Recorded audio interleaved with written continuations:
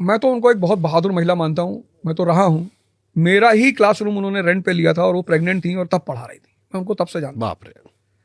मतलब प्रेग्नेंट थी, क्लास में आती थी। मैंने कहा भी शायद उनसे कि मैडम आप छुट्टी ले लो, कह रहे नहीं सर पढ़ाना तो पड़ेगा ही। तो ये उनकी जर्नी थी, अपने दम पर बनाया सब, अपने दम पे सब कुछ बनाया। कहीं हमारे यहाँ पे कहीं कि जीवन में 2-2 बार हमारा साथ गलत हुआ, और पति वाला तो था ही जो मारा पति पीटा। को तो उन्होंने कहा कि प्रेम, पति से प्रेम ही नहीं किया, तो उन्होंने आउटराइटली रिजेक्ट कर दिया था कि भाई पति से प्रेम ही नहीं किया जाता।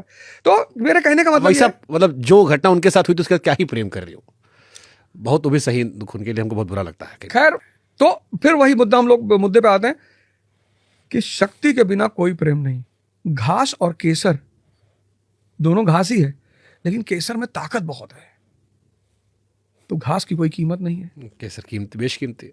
तो जब तक आप केसर नहीं बनोगे तब तक आप कि कोई नहीं, माँ बाप नहीं एक्सेप्ट करते। सही बात है। बाहर का आया हुआ माँ बाप, परिवार, दोस्त, हमारे साथ जो लोग पढ़ते थे फातिमा इंटर कॉलेज में, उनके पेरेंट्स, उनके पिताजी, उनसे कई दोस्तों ने मुझसे कहा कई बार कि और यार घर मत आया करो, पापा नाराज होते हैं। आज वही लोग मुझसे कहते हैं यार मेरे बेटे कुछ बता दो यार, ये भी पढ़ ले यार। तो हम भी, ये हमारे साथ भी रहा है। हाँ, तो यही चीज है। मैं तो मानता हूं कि आप अपने सिद्धांतों को चेंज कर लीजिए, छोटे छोटे। बाबा रामदेव ऑक्सफोर्ड से पढ़े हैं?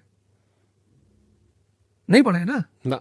10,000 करोड़ के मालिक हैं, 2 चॉपर रखे हैं, 2 प्राइवेट जेट रखे हैं, पूरा समाज उनके साथ है, पूरी दुनिया उनके साथ है, सब लोग उनको प्रेम कर रहे हैं कि नहीं कर रहे हैं?